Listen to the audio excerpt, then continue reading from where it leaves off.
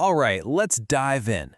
Today, we're looking at a time of massive change, an era we often call the Dark Ages. But was it really just darkness? Or was this a time when a whole new world was being forged, right from the ashes of an old one? Let's get into the story of how European society literally had to rebuild itself from the ground up. Just take a look at this. This isn't some fancy palace built for luxury. No way.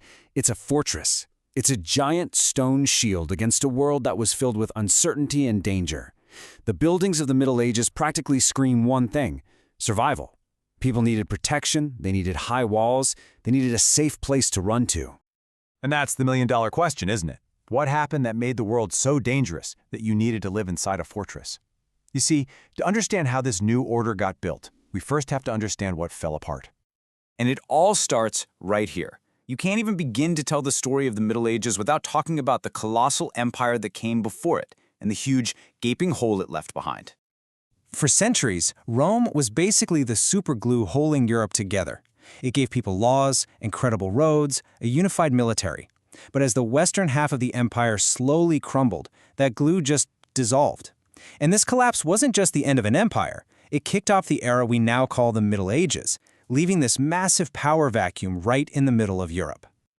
Now, here's what's so fascinating. Society didn't just blink out of existence. Instead, a whole new civilization started to grow out of this incredible mashup of three key things: the ideas left over from Rome, the powerful beliefs of the Catholic Church, and the traditions of the Germanic tribes, who are now carving out their own kingdoms. So, with Rome gone, who steps up? Who's going to fill this void? Well, two major forces started to provide the kind of structure and security that people were desperately craving. First up, the Church. It was one of the only big institutions to survive the fall of Rome completely intact, so it became this beacon of stability. You had popes starting to act like government leaders. They were raising armies, negotiating peace deals, even fixing roads. In a world that felt like it was falling apart, the Church was a rock. But just as these new Germanic kingdoms were getting their act together, a brand new threat appeared on the horizon. From North Africa and all the way through Spain, Muslim armies were advancing, and they were a direct threat to the Franks. An external pressure like this, well, it was going to demand a powerful response, and it was going to forge a new kind of hero. In the year 732, near a city called Tours, these two worlds collided.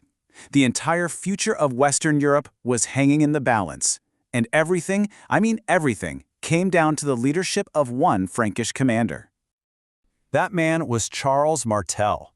His victory at Tours was so crushing, so decisive, that he earned the nickname the Hammer.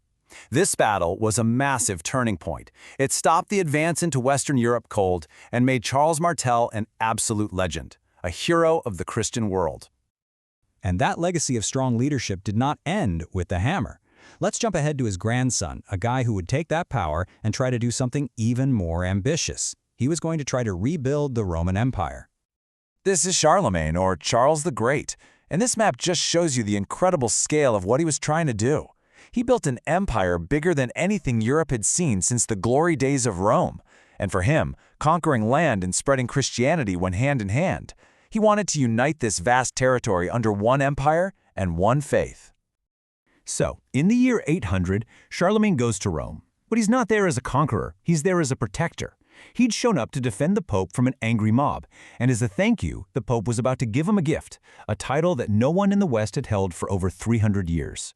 Roman Emperor. Can you just imagine hearing those two words?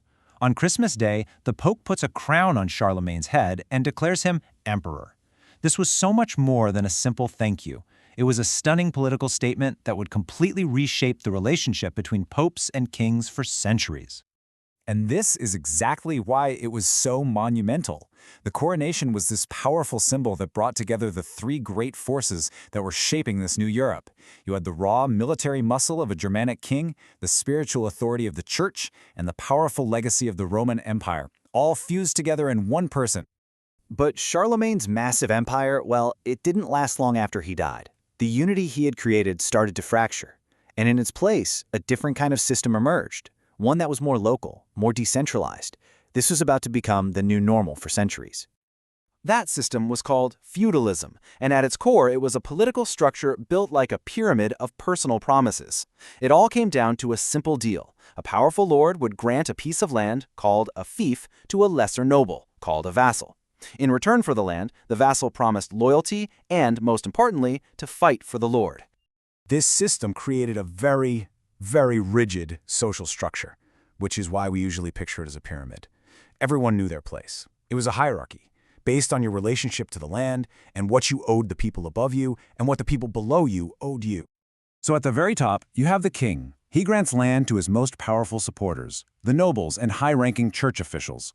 They, in turn, grant smaller parcels of land to knights, who are the warrior class. And at the very bottom, holding the whole thing up, are the peasants and serfs who did all the work on the land for everyone else.